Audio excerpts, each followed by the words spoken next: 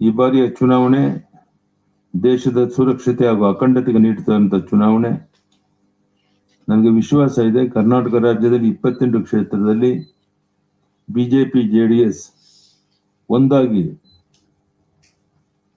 ಲೋಕಸಭಾ ಸದಸ್ಯರನ್ನ ಕರ್ಕೊಂಡು ಡೆಲ್ಲಿಗೆ ಹೋಗ್ತೇನೆ ಅನ್ನೋ ವಿಶ್ವಾಸ ನನಗಿದೆ. ಕಾಂಗ್ರೆಸ್ ಪಕ್ಷದ ಸುಳ್ಳು ಆಶ್ವಾಸನೆಗಳಿಂದ ಅಭಿವೃದ್ಧಿ ಕುಂಠಿತ ಆಗಿದೆ.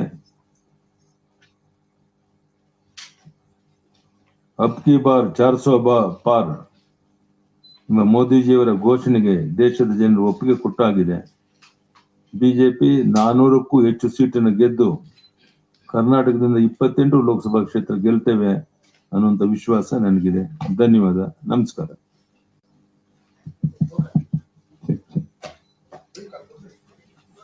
ಥ್ಯಾಂಕ್ ಯು, ಧನ್ಯವಾದ, ನಮಸ್ಕಾರ.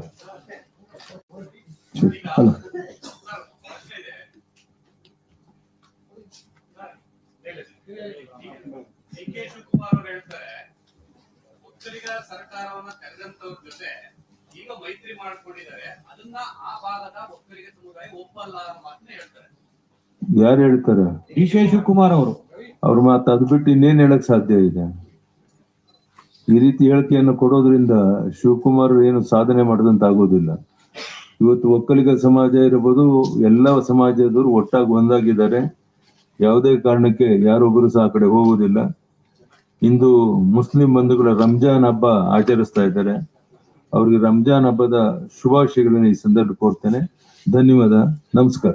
ಬೆಂಗಳೂರಿನಿಂದ ಮಂಗಳೂರುವರೆಗೆ, ಬೀದರ್ನಿಂದ ಚಾಮರಾಜನಗರದವರೆಗೆ ನಿಮ್ಮ ಸುದ್ದಿ ನಿಮ್ಮದೇ ಭಾಷೆಯಲ್ಲಿ ಕರ್ನಾಟಕ ತಕ್.